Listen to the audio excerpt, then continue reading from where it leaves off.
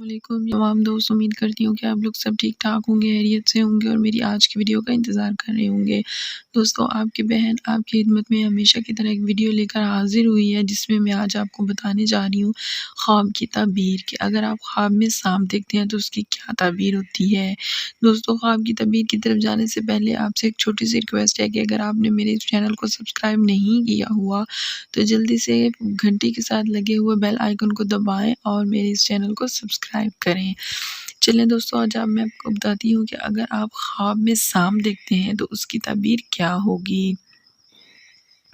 سانپ کو حدیث نبوی میں بیان کیا گیا ہے۔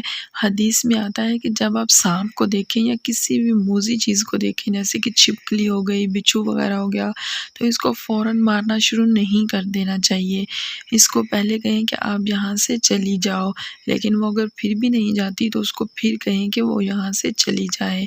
کہا جاتا ہے کہ یہ چیزیں شیاطین اور جنات وغیرہ کی شکل میں آ جاتی ہیں، اس لیے ان سے ذرا پرہیز کرنی چاہیے۔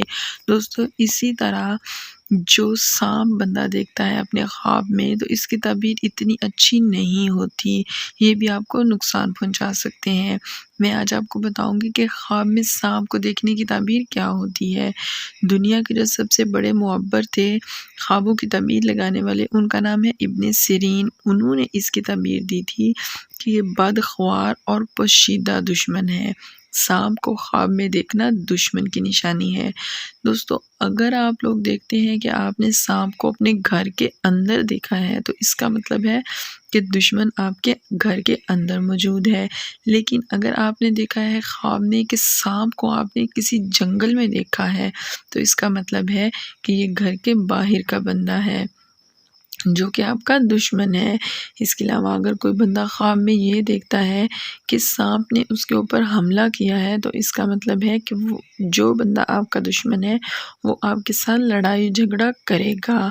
اور اگر آپ یہ دیکھتے ہیں خواب میں کہ آپ نے خواب میں سانپ دیکھا لیکن آپ نے اس کو مار دیا تو اس کا مطلب یہ ہے کہ آپ کا کوئی دشمن ہے لیکن آپ اس پر غالب آ جائیں گے۔